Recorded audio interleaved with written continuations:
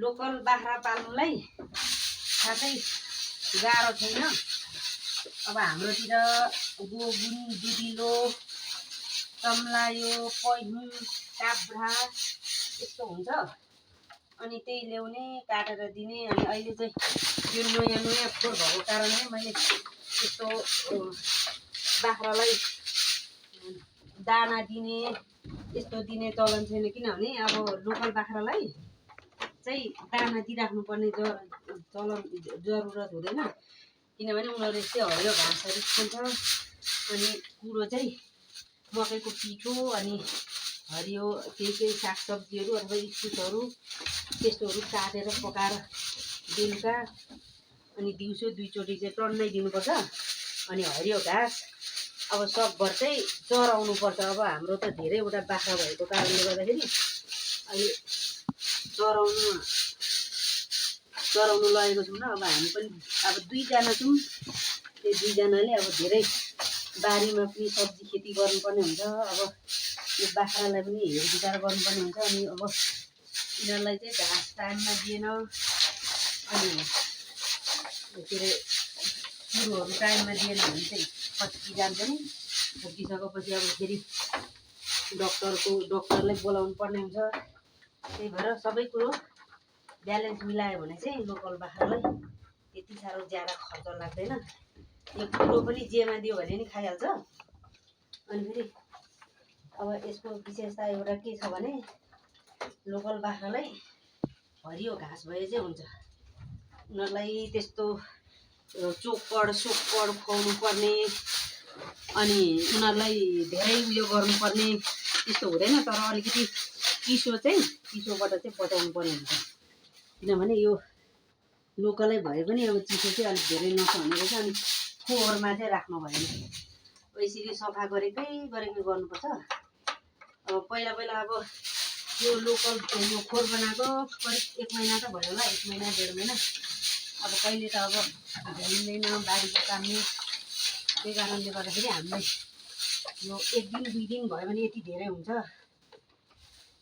दिनै पछि गऱ्यो भने त यत्रो हुँदैन। अब अझै यसलाई पनि पुरा फिनिसिङ भएको छैन। यहाँ पनि तेर्सो सेफ्टी लाउनुपर्छ, यहाँ पनि लाउनुपर्छ। अहिले बारीको कामले गर्दाखेरि अलिक नभ्याएर यतिकैमा राखिरहेको छु नयाँ।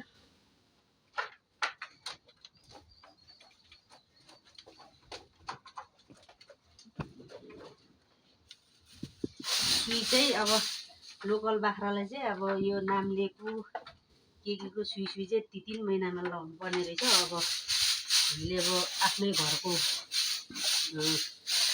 मकैको भुस खुवाउँदाखेरि त्यति साह्रो लाउनु नपर्ने। अब यत्रो धेरै बाख्रा भएपछि त अब किनेर ल्याउनुपर्छ।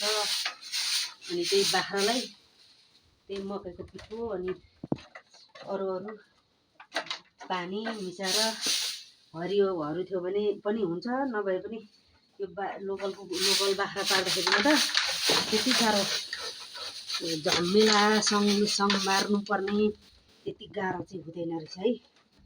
तपाईँहरू पनि के बाख्रा पाल्नुहुन्छ पनि अब यस्तो खालको खोर बनाउनुपर्छ भनेर अब सबैले भनेर यस्तो खालको खोर बनाउँदाखेरि चाहिँ धेरै सुरक्षा हुने। जस्तै उनीहरूको यो खोरहरू त्यहीँनिर नगर्ने। तिनीहरूको त्यो खोरले अब यो तल झरिजान्छ होइन। अनि यो तल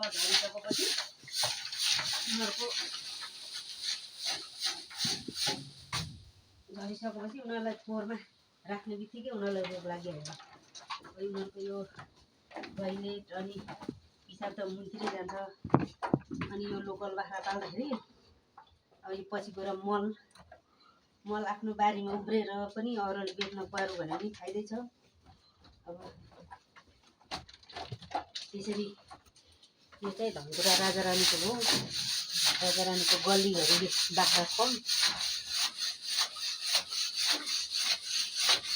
यसरी नझरेको खण्डमा यस्तो सिन्काले गरेर किनभने यो अब फेरि म तपाईँहरूलाई फिनिसिङ भइसकेपछि फेरि भिडियो गरेर देखाउने नै छु तपाईँहरूलाई।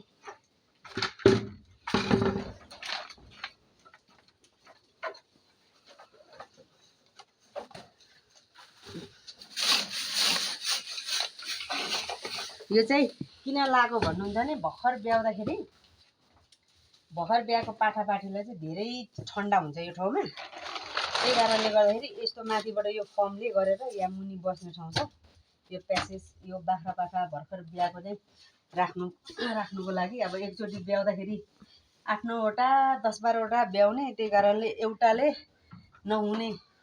अब सानो नछुटाउ भने पनि यस्तो ठाउँमा अब भित्र लगेर राखौँ भने पनि उसको माउहरूलाई अब छेउमै राख्नुपर्ने। त्यही कारणले गर्दा यो चाहिँ मैले बनाएको हाम्रो यो बाख्रा फार्म। ओके, अब तपाईँहरूले मेरो यो गल्लीघरि बाख्रा फार्म देखिहाल्नुभयो होइन।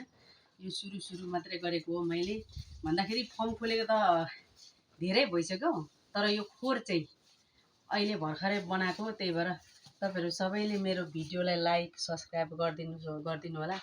अनि बिस्तारै बिस्तारै म तपाईँहरूलाई सबै कुरा भिडियोहरू देखाउँदै जानेछु, गर्दै जानेछु, कसरी फाइदा हुन्छ कसरी बेफाइदा हुन्छ भन्ने कुरा। त्यही भएर यो यस्तो तरिकाले, यो चाहिँ परको चाहिँ खेलखोर हो, उता पर चाहिँ खेलखोर। यो बाख्राहरूले चाहिँ अब लोकल बाख्रा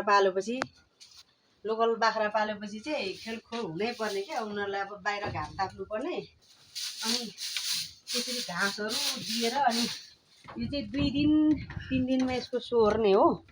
अनि उनीहरू चाहिँ यहाँनिर आएर बाहिर बस्छ, अनि बाहिर यिनीहरू चाहिँ यहाँनिर यसरी घामहरू ताप्छ। अहिले सबै बाख्रा यहाँ नभएको कारणले गर्दाखेरि यो मैले यो यसरी घाँसहरू दिइराख्यो। अनि त्यहाँदेखि बेलुकाको पख यो सबै सोहोरेर बाहिर निकाल्नुपर्छ। अनि यो अलिकति मल धेरै भएपछि अनि फेरि यसलाई सफा गरिदिने, किनभने त्यसो गऱ्यो भने फोहोर हुँदैन। यो चाहिँ अब सोहोर्ने बेला भएको छ,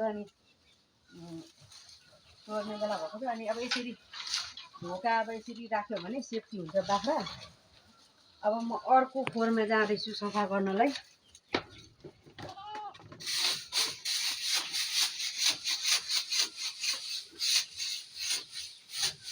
ल यसरी चाहिँ धेरै पछि खोर सफा गर्नुपर्ने हुन्छ।